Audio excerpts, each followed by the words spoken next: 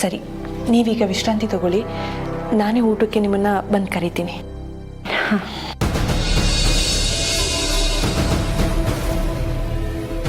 ಊಟ ಮಾಡಿಕೊಂಡೇ ಹೋಗೋದು, ಅದು ನಿನ್ನ ತಿಥಿ ಊಟ. ಏನಾಗಿನಿ, ಇವತ್ತಿಂದ ನಿನ್ನ ಅಂತಿಮ ಕ್ಷಣಗಳು ಹತ್ತಿರ ಆದವು. ಇವತ್ತಿಂದ ನನಗೆ ನಿದ್ದೆ, ಊಟ, ತಿಂಡಿ ಯಾವುದೂ ಇರೋದಿಲ್ಲ. ವಿಷ್ಣುಪುರಕ್ಕೆ ರಾಣಿಯಾಗಿದ್ದ ನಾನು ಬೇಕಾರಿ ತರ ಯಾವುದೋ ಮನೆಗೆ ಬಂದು ಸೇರ್ಕೊಂಡಿದ್ದೀನಿ. ನೀನು ವಿಲ ವಿಲ ಅಂತ ಒದ್ದಾಡಿ ಸಾಯೋದನ್ನ ನಾನು ಕಣ್ ತುಂಬ ನೋಡ್ಬೇಕು. ಆಗ್ಲೇ ನನಗೆ ಸಮಾಧಾನ. ನಿನ್ನ ಕಥೆ ಮುಗಿಸಿನೇ ನಾನಿಲ್ಲಿಂದ ಕಾಲ್ ತೆಗೆಯೋದು. ಗರುಡ ವಂಶದವ್ರ ಸಹವಾಸ ಎಷ್ಟು ದುಬಾರಿ ಅನ್ನೋದು ನಿನಗೆ ಗೊತ್ತಾಗ್ಬೇಕಲ್ವಾ?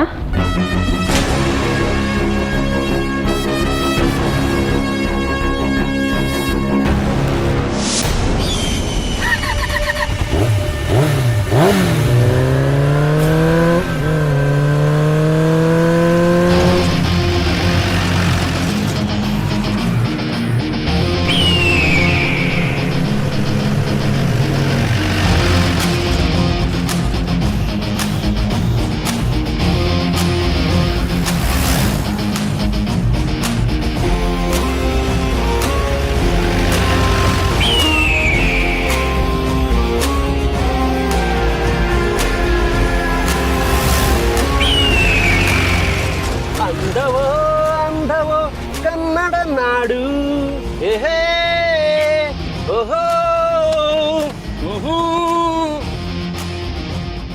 ಭಯ್ಯ, ಯಾಕೆ ಸೈಲೆಂಟ್ ಆಗಿದ್ಯಾ? ಸೈಲೆಂಟ್ ಆಗಿಲ್ದೆ ಇನ್ನೇನು ವೈಲೆಂಟ್ ಆಗಿರ್ತಾರೇನೋ. ಈ ಗ್ರೀನರಿ ನೋಡ್ತಾ ಇದ್ರೆ ಹಂಗೆ ಕುಣಿದು ಕುಪ್ಪಳಿಸಿ ಸಂತೋಷ ಪಡ್ಬೇಕು ಅನ್ನಿಸ್ತಾ ಇದೆ. ಅಷ್ಟೇನಾ? ನನಗೆ ಇನ್ನು ಏನೇನೇನೇನೇನೋ ಅನ್ನಿಸ್ತಿದೆ. ನನಗೂ ಅನ್ನಿಸ್ತಾ ಇದೆ. ಏನ್ ಅನ್ನಿಸ್ತಿದೆ? ನಿನಗೆ ಹಿಡ್ಕೊಂಡು ನಾಲ್ಕು ಬಾರಿಸ್ಬೇಕು ಅನ್ನಿಸ್ತಾ. ಅಪ್ಪ, ತಂದೆ, ದೇವ್ರು, ನೀನು ನಿಮ್ ಮನೆಯವರೆಲ್ಲ ಹೋಲ್ಸೇಲ್ ಸೇರ್ಕೊಂಡು ಕೊಟ್ಟಿರೋ ಗಿಫ್ಟ್ನ ನಾನು ಈ ಜನ್ಮದಲ್ಲೇ ಮರೆಯಕ್ಕಾಗಲ್ಲ. ಅಂತದ್ರಲ್ಲಿ ಮತ್ತೆ ಕೊಡ್ತೀನಿ ಅಂತಿದ್ಯಲ್ಲಪ್ಪ. ನೀನ್ ಕೊಡೋದು ಬೇಡ, ನಾನ್ ತಗೊಳ್ಳೋದು ಬೇಡ. ನೀನ್ ಸೈಲೆಂಟ್ ಆಗಿ ಗಾಡಿ ಓಡಿಸು.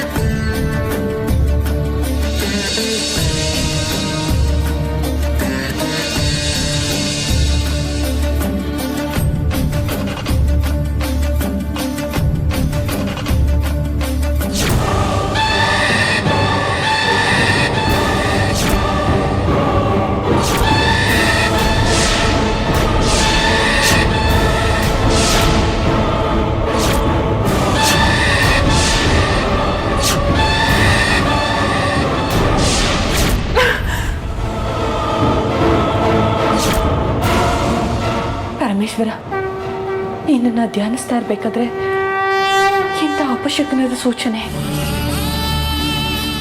ಯಾರಿಗೆಲ್ಲ ಮಾಡಿರ್ಬೋದು?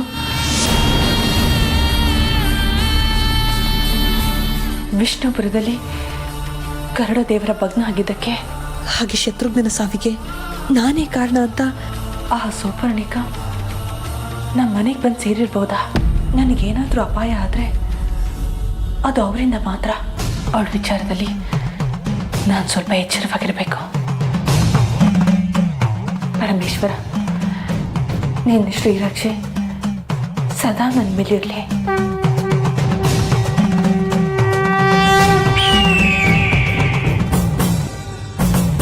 ಕಾಲವನ್ನು ತಡೆಯೋರು ಯಾರೂ ಇಲ್ಲ, ಗಾಳಿಯನ್ನು ಹಿಡಿಯೋರು ಎಲ್ಲೂ ಇಲ್ಲ.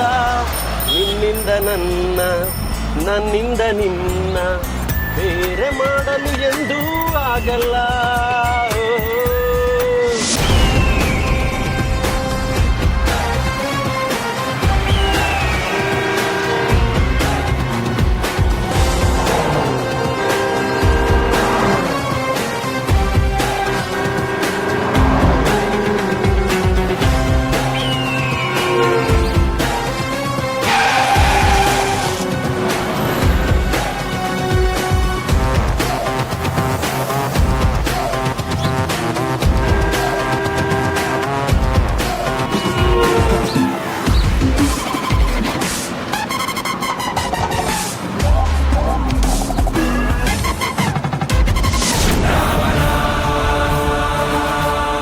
ಏಯ್ ಸೌಪರ್ಣಿಕಾ, ನೀನ್ ಮಾಡ್ತಾ ಇರೋದೇನೋ? ಯಾಕೆ ಕಾಣಿಸ್ತಿಲ್ವಾ? ನಿನ್ ಕಣ್ಗಳೇನು ಬತ್ತೋಗಿದ್ಯಾ? ಏಯ್, ನಿನ್ ಸೊಕ್ಕೆಲ್ಲ ನನ್ನ ಹತ್ರ ಇಟ್ಕೋಬೇಡ. ಸೊಕ್ಕಿರೋದು ನನಗಲ್ಲ, ನಿನಗೆ. ಯಾರಿಗಾದ್ರೂ ಮಾನ ಸ್ವಾಭಿಮಾನ ಇರುತ್ತೆ ಅನ್ನೋದನ್ನ ತಿಳ್ಕೊಂಡು ಮಾತನಾಡೋದನ್ನ ಕಲಿ. ಏನ್ ಕಲಿಬೇಕು ಅನ್ನೋದನ್ನ ನಿನ್ನಂತವಳಿಂದ ತಿಳ್ಕೊಳ್ಳೋ ದುರ್ಗತಿ ನನಗೆ ಬಂದಿಲ್ಲ. ನೀನ್ ಇಲ್ಲಿಗೆ ಬಂದಿರೋದು ದನ ತಿನ್ನೋ ಹಾಕಿ ತಿಂದು ನನ್ನ ಮೇಲೆ ದರ್ಪ ತೋರ್ಸೋದಕ್ಕಲ್ಲ. ನಾನಿಲ್ಲಿಗೆ ಯಾಕೆ ಬಂದಿದ್ದೀನಿ ಅನ್ನೋದು ನನಗೆ ಚೆನ್ನಾಗಿ ಗೊತ್ತಿದೆ. ಅದನ್ನ ನೀನು ನನಗೆ ಹೇಳ್ಕೊಡ್ಬೇಕಾಗಿಲ್ಲ. ಕೆಲಸ ಆಗೋವರೆಗೂ ನಿನ್ನ ಕಾಲಿಡಿತೀನಿ, ಆಮೇಲೆ ನಿನ್ನ ಜುಟ್ಟಿಡಿತೀನಿ ಅನ್ನೋ ಜಾಯಿ ಮಾಂದೋಳ್ ನೀನು. ನೀ ನನಗೇನಂದ್ರೂ ಬೇಜಾರಿಲ್ಲ. ಏಯ್, ನಾನೇ ನಿನ್ನ ಇಲ್ಲಿ ಕರ್ಕೊ ಬಂದಿರೋದು ಅನ್ನೋದನ್ನ ಮರ್ತು ಮಾತಾಡ್ತಾ ಇದೀಯಾ? ನೀ ನನ್ನನ್ನು ಇಲ್ಲಿ ಕರ್ಕೊಂಡು ಬಂದೆ ಅನ್ನೋ ಒಂದೇ ಒಂದು ಕಾರಣಕ್ಕೆ ನನ್ನ ಮೇಲೆ ಹಕ್ಕು ಚಲಾಯಿಸೋದಕ್ಕೆ ಬರಬೇಡ ರುದ್ರ. ನಾನು ಗರುಡ ವಂಶದ ಹೆಣ್ಣು. ನಿನ್ನಂಥವ್ರನ್ನ ಆಳಿ ಅಭ್ಯಾಸನೇ ಹೊರತು ನಿನ್ನಂಥವ್ರ ಮುಂದೆ ತಲೆ ತಗ್ಸಿ ಕೈ ಕಟ್ಟಿ ನಿಲ್ಲೋಳಲ್ಲ ಈ ಸೌಪರ್ಣಿಕಾ. ಅದನ್ನ ನೀನು ಕನಸಿನಲ್ಲೂ ನನ್ನಿಂದ ನಿರೀಕ್ಷೆ ಮಾಡಬೇಡ.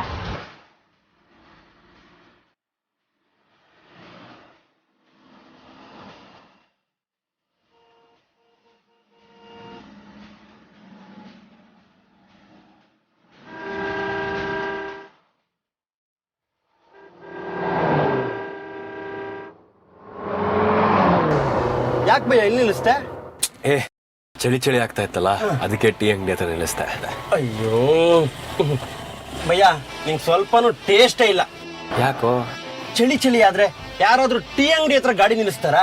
ಮತ್ತೆ ಗುಂಡು ವೈನ್ ಶಾಪ್ ಹತ್ರ ಗಾಡಿ ನಿಲ್ಸಿದ್ರೆ ಕ್ವಾಟ್ರು ಜೊತೆಗೆ ವಾಟ್ರು, ಒಳಗಡೆ ಎಲ್ಲ ಬಿಸಿ, ಹೊರಗಡೆ ಮಾತ್ರ ಚಳಿ. ಹುಡುಗ ಆಗುವನು ಗಂಡು ಅಂತ ಆಡ್ಕೊಂಡು ಫುಲ್ಲು ಬಿಸಿ ಆಗಿರ್ಬೋದಾಯ್ತು. ಬೇಡ ಬಿಡಪ್ಪ, ನೀನ್ ಗುರಾಯಿಸ್ತಾ ಇರೋ ಸ್ಟೈಲ್ ನೋಡಿದ್ರೆ ಬೇಜಾನ್ ಬತಾಸ್ ಕೊಡೋ ಎಲ್ಲ ಐಡಿಯಾನು ಮಾಡಿಕೊಂಡಿದ್ಯಾ ಅನ್ಸುತ್ತೆ. ಬೇಡ ಬಿಡು.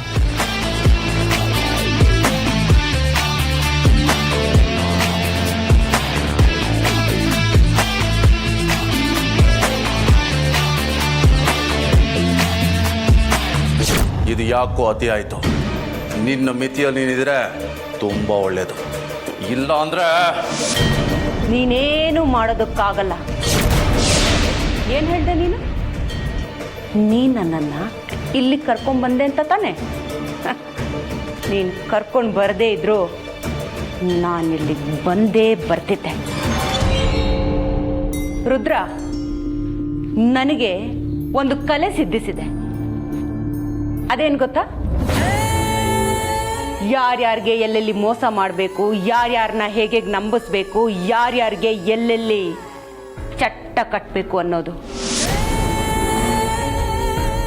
ಅದೇ ರೀತಿ ಎಲ್ಲರನ್ನ ನಂಬಿಸಿ ನಾನು ಈ ಮನೆ ಕಾಲಿಟ್ಟೇ ಇಡ್ತಿದ್ದೆ. ಅತಿಯಾದ ಆತ್ಮವಿಶ್ವಾಸ ಅನಾಹುತಕ್ಕೆ ದಾರಿ ಮಾಡಿಕೊಡುತ್ತೆ. ನಿನ್ನ ಬುದ್ಧಿವಂತಿಕೆ ಮಾತು ಕೇಳೋದಕ್ಕೆ ನಾನಿನ್ ಚಿಕ್ಕ ಮಗು ಅಲ್ಲ. ನಿನ್ನ ಪಾಡಿಗೆ ನೀನಿರೋ, ಏನು ಮಾಡ್ಬೇಕನ್ನೋದು ನನಗೆ ಚೆನ್ನಾಗಿ ಗೊತ್ತು.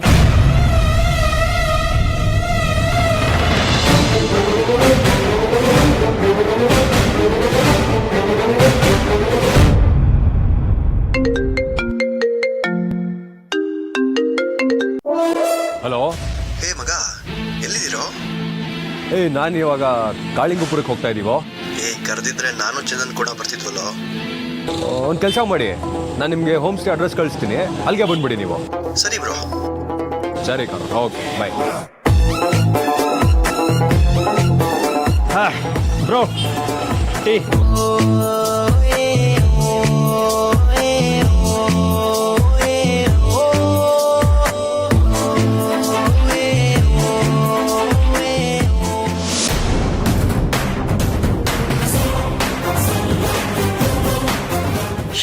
ಶತ್ರುಗಳು ಮಿತ್ರರಾಗಿದ್ದಾರೆ ಅಂದರೆ ಏನೋ ಕುತಂತ್ರ ನಡೀತಾ ಇದೆ ಅಂತಾನೆ ಅರ್ಥ.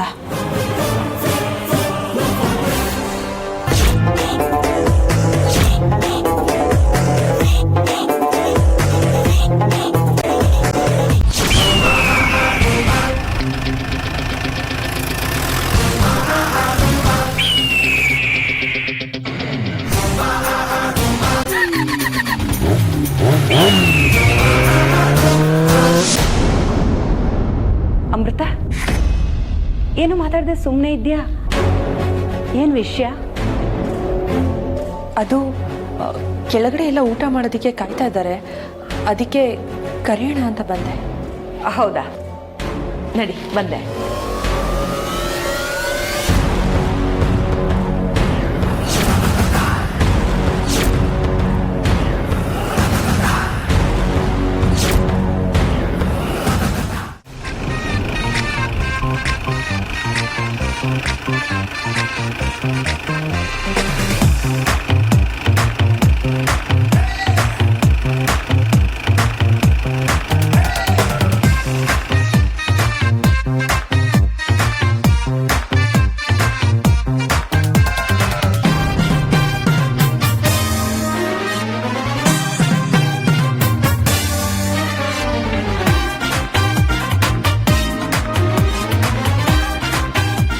ನಮಸ್ಕಾರ ಸರ್.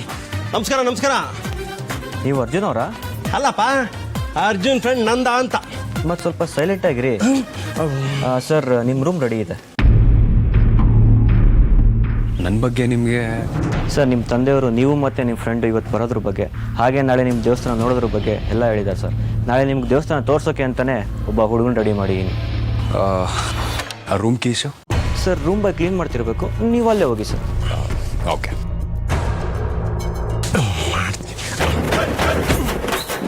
ಲಗೇಜ್ ಒಳಗಡೆ ಕಳಿಸು. ಹಾಂ, ಕಳಿಸ್ಕೊಡ್ತೀನಿ, ಹೋಗಿ.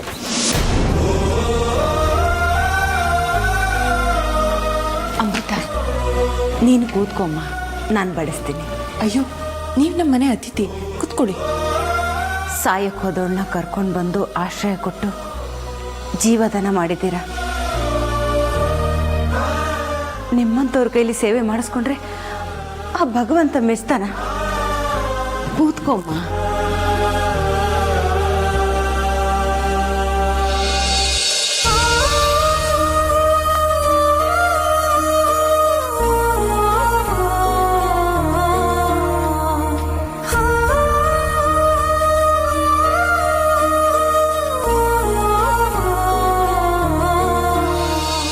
ವಾಟ್ಯಾ ಕಹಾನಿ ಮೇ ಟ್ವಿಸ್ಟು? ಅಲ್ಲ, ನಿಮ್ಮಪ್ಪ ಯಾವುದೋ ಲ್ಯಾಂಡ್ ತಗತಾವನೆ ನೋಡ್ಕೊಂಬರೋಣ ಅಂತ ತಾನೇ ನೀನು ಹೇಳಿದ್ದು. ಇಲ್ಲಿ ನೋಡಿದ್ರೆ ಮ್ಯಾನೇಜರ್ ಗುಗ್ಗಯ್ಯ ದೇವ್ರು ದಿಂಡ್ರು ಅಂತೆಲ್ಲ ಕತೆ ಕಟ್ತಾವನೆ. ಏನು ಇದು? ಏಯ್, ಈ ಥರ ಟ್ವಿಸ್ಟ್ ಜರ್ಕ್ಗಳಿದ್ರೇ ಅಲ್ವೇನೋ ಲೈಫ್ ಒಂಥರ ಥ್ರಿಲ್ಲಿಂಗ್ ಆಗಿರೋದು. ಬ್ರೋ, ಜಾಸ್ತಿ ಸಸ್ಪೆನ್ಸು ಥ್ರಿಲ್ಲು ಎಲ್ಲ ಬೇಡ. ಯಾಕೆಂದ್ರೆ ಇದು RR ಸ್ಟೋರಿ ಅಲ್ಲ, ಪಕ್ಕ ಫ್ಯಾಮಿಲಿ ಸ್ಟೋರಿ. ಅದೇನು ಅಂತ ಓಪನ್ ಆಗಿ ಹೇಳ್ಬಿಡು. ಅವ್ನು ಹೇಳಿ ನಿಜ. ನಾವು ಬಂದಿರೋದು ಜಮೀನು ನೋಡೋದಕ್ಕಲ್ಲ, ಇಲ್ಲಿರೋ ನಾಗಶಂಕರ ದೇವಸ್ಥಾನಕ್ಕೆ ಹೋಗೋದಕ್ಕೆ. ಓ, ಅದೆಲ್ಲಿದೆ ಬ್ರೋ? ಅದು ಇಲ್ಲೇ ಪಕ್ಕದಲ್ಲಿರೋ ನಾಗಾರಣ್ಯದಲ್ಲಿದೆ.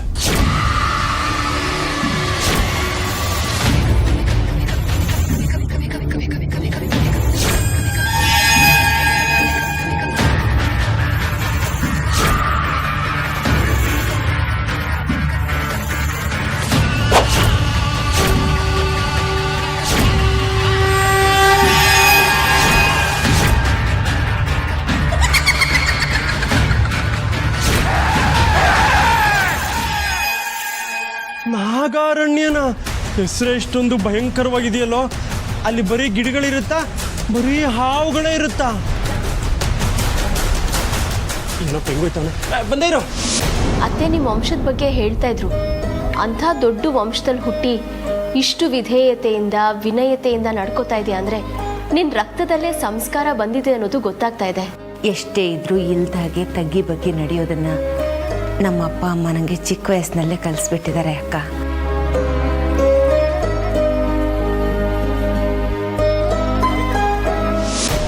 ಇವಳು ವಿಷ್ಣುಪುರದಲ್ಲಿದ್ದಾಗ ಅದಿಷ್ಟು ಮೆರಿತಾ ಇದ್ಲು.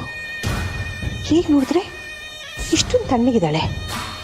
ಏನಿದು ಇಷ್ಟೊಂದು ಬದಲಾವಣೆ?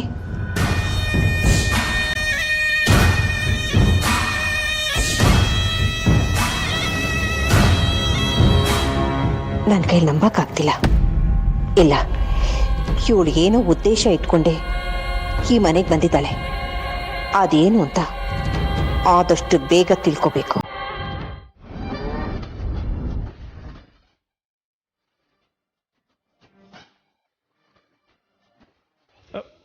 ಅಲ್ಲಿ ರೂಮ್ ಇದೆ ನೋಡಿ. ಇದೇ ರೂಮ್ ಅನ್ಸುತ್ತೆ. ನಮ್ಮ ರೂಮ್ಗೆ ಬಂದಿದ್ದೀವಾ ಅಥವಾ ಬೇರೆ ಯಾರ್ದಾರು ರೂಮ್ಗೆ ಬಂದಿದ್ದೀವಾ? ನನಗೂ ಹಂಗೆ ಅನ್ನಿಸ್ತಿದೆ ಬ್ರೋ. ನೀನ್ ಸರಿಯಾದ ರೂಮ್ಗೆ ಬಂದಿದ್ಯಾ? ಭರತ್ ವಾಯಿಸ್ತಾ ಇದೆಯಲ್ಲ? ಬರೀ ಭರತ್ ವಾಯ್ಸ್ ಅಷ್ಟೇ ಅಲ್ಲ, ಜೊತೆಗೆ ಚಂದನ್ ವಾಯ್ಸ್ ಕೂಡ ಇದೆ. What a surprise! ನೀವ್ ಯಾವಾಗ್ಲೂ ಬಂದ್ರಿ? 20 ನಿಮಿಷ ಆಯ್ತಪ್ಪ. ಓ ಅಲ್ಲ, ನಾವೆಲ್ಲಿದ್ದೀವಿ ಅಂತ ನಿಮ್ಗೆ ಹೇಗೆ ಗೊತ್ತಾಯ್ತು? ನಾವಿಬ್ರು ಇಲ್ಲೇ ಸಕಲೇಶ್ಪುರದಲ್ಲಿರೋ ನಮ್ಮ ಅಜ್ಜಿ ಮನೆಗೆ ಬಂದಿದ್ವಿ. ಅಲ್ಲಿಂದ ಇಲ್ಲಿಗೆ 10 ನಿಮಿಷ ಡ್ರೈವ್ ಅಷ್ಟೇ. ಓ, ಏಯ್, ನೀನು ಮಗ ತೂಗಳಾದರೆ ನಾನು ಜಗ ತೂಗು. ಈ ಆಟ ಎಲ್ಲ ನನ್ನ ಹತ್ರ ಬೇಡ. ನಂದೇನು ಆಟ ಅಜ್ಜಿ? ನಿನ್ನಂಥ ನವರಂಗಿ ಆಟ ಆಡೋಳನ್ನ ನಾನು ತುಂಬ ಜನ ನೋಡಿದ್ದೀನಿ. ನಿಜ ಹೇಳು, ನಮ್ಮನೆಗೆ ಯಾಕೆ ಬಂದಿದ್ಯಾ ನೀನು? ಯಾವ ಉದ್ದೇಶ ಇಟ್ಕೊಂಡು ಬಂದಿದ್ಯಾ ಹೇಳು. ಈ ರೀತಿ ನಾಟಕ ಆಡಿ ನೀನು ಯಾರನ್ನು ಬೇಕಾದ್ರೂ ನಂಬಿಸ್ಬೋದು, ಆದರೆ ನನ್ನನ್ನಲ್ಲ. ನೀವು ಅಂದ್ಕೊಂಡಿರೋದು ಸತ್ಯ. ಸರಿ, ನೀವಿಬ್ರು ಹೊರಗಿರು, ಏನೋ ಫ್ರೆಶ್ ಆಗಿ ಬರ್ತೀವಿ. ಸರಿನಪ್ಪ, ಇದು ಖಾಲಿ ಆಗೋಷ್ಟರಲ್ಲಿ ನೀನು ಬಂದ್ಬಿಡ್ಬೇಕು. ಇನ್ನೊಂದು ರೋಡು ರೆಡಿ ಆಗ. ಸರಿ. ನಾನು ಬಂದೆ ಬ್ರೋ. ಏಯ್, ನೀನೇನು ಹೋಗ್ತಿದ್ಯಾ? ಫ್ರೆಶ್ ಆಗಲ್ವಾ? ಅಪ್ಪ ತಂದೆ, ಐಟಮ್ ಒಳಗಡೆ ಹೋಗ್ತಾ ಇದ್ದಂಗೆ ಒಳಗಡೆ ಹೊರಗಡೆ ಎಲ್ಲ ಫುಲ್ಲು ಫ್ರೆಶ್ ಆಗಿಬಿಡ್ತೀನಿ. ನನಗೆ ತೊಂದರೆ ಕೊಡ್ಬೇಡ, ನೀವು ನಿಮ್ಮ ಕೆಲಸ ಮುಗಿಸ್ಕೊಳ್ಳಿ. ನನಗೊಂದು ಟಿನ್ ಕೊಡ್ರಪ್ಪ. ಏಯ್, ಇಲ್ಲ ಎಣ್ಣೆ ಪಾರ್ಟಿ. ನಾನು ಆಡ್ತಿರೋದೆಲ್ಲ ನಾಟಕನೇ. ಯಾಕೆ ನಾಟಕ? ನಿಮ್ಮ ಮನೆಯಲ್ಲಿರೋ ನನ್ನ ಶತ್ರುನ ಸಮಾಧಿ ಮಾಡೋದಕ್ಕೆ. ಏಯ್, ಎಷ್ಟೇ ಧೈರ್ಯ ನಿನಗೆ? ನನ್ನ ಮುಂದೆ ನೀನು ನಿಂತ್ಕೊಂಡು ನಮ್ಮ ಮನೆಯವ್ರನ್ನೇ ಸಮಾಧಿ ಮಾಡ್ತೀನಿ ಅಂತ ಹೇಳ್ತಾ ಇದೆಯಾ? ನನ್ನ ಶತ್ರು ಯಾರು ಅಂತ ತಿಳ್ಕೊಂಡ್ರೆ ನೀವು ಸಂತೋಷ ಪಡ್ತೀರಾ? ಯಾರು?